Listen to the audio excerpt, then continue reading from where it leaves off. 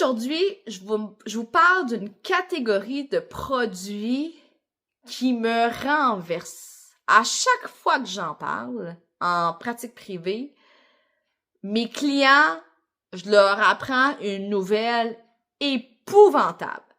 Cette gamme de produits-là a un marketing alimentaire du tonnerre. Je sais pas si vous avez deviné de quelle gamme de produits je vous parle, mais on en parle après la brève intro.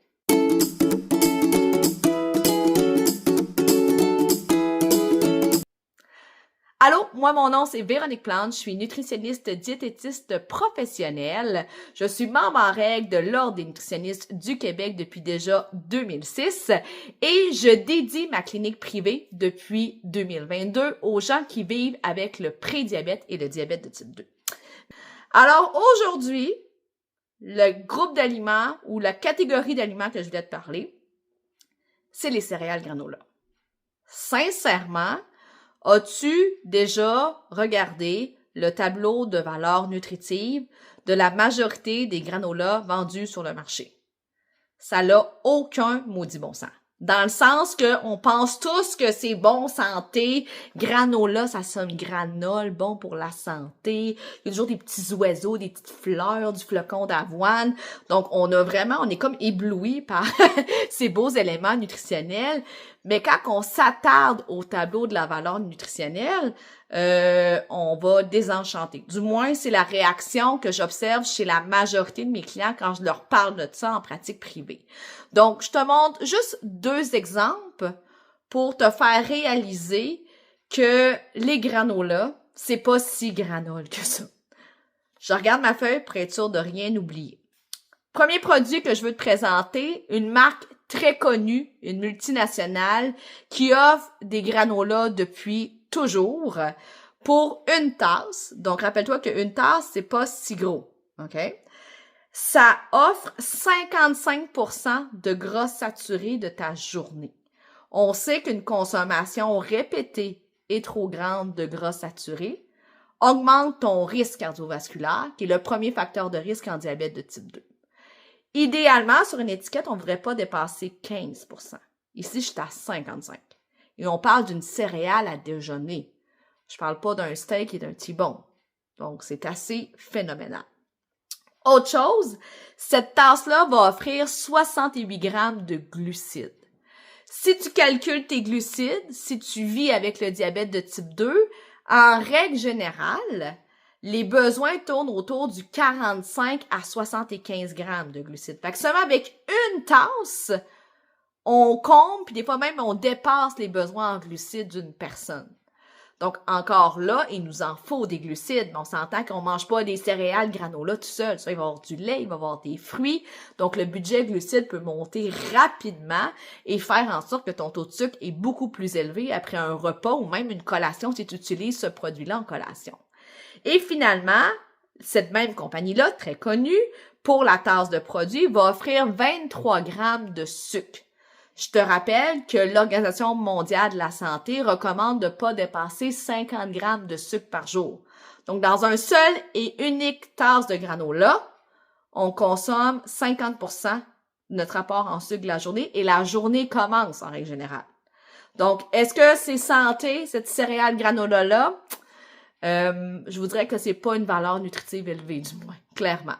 Donc, regardons dans le biologique. Peut-être que le biologique, c'est mieux. Et non. Je vous présente un autre produit, granola, cette fois-ci biologique. Pour la même tasse, c'est 20% de gras saturé. OK, on a diminué de façon importante, mais on demeure quand même à un 15% et plus de gras saturé par portion.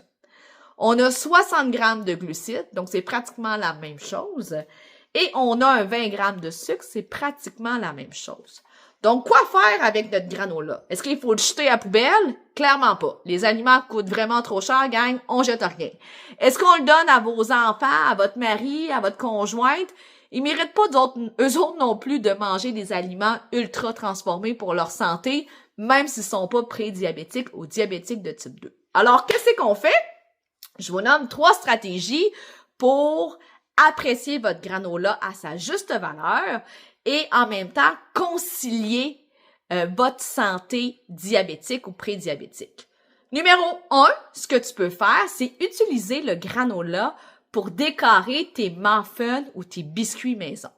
On s'entend qu'on peut pas mettre une tasse de granola sur chacun des biscuits pour le décorer. Donc, si on en met 1, 2, voire 3 cuillerées à thé, c'est beau. Et ça va donner un côté croustillant, une texture intéressante, sans avoir les valeurs du tableau de valeurs nutritives que je viens de te donner. Autre chose qui peut être fort intéressant, c'est de rajouter ton granola sur ton petit contenant de yogourt. Beaucoup de gens achètent du yogourt pour les boîtes à lunch, pour compléter le dîner, compléter le souper. Donc, encore une fois, à cause du contenant qui est tout petit, on peut pas en rajouter une grande quantité. Donc, encore une fois, on rajoute de la texture, de la saveur, du goût à notre yogourt sans avoir une quantité considérable de sucre ajouté ou avoir une quantité considérable de gras aussi. Et bien évidemment, tu peux faire ton propre granola ou que là, tu as un meilleur contrôle sur la quantité de sucre que tu ajoutes pour faire caraméliser le flocon d'avoine et sur la quantité de gras aussi que tu peux rajouter. Donc, la morale de cette histoire, c'est que je ne veux pas que tu te culpabilises, excuse-moi, à acheter du granola.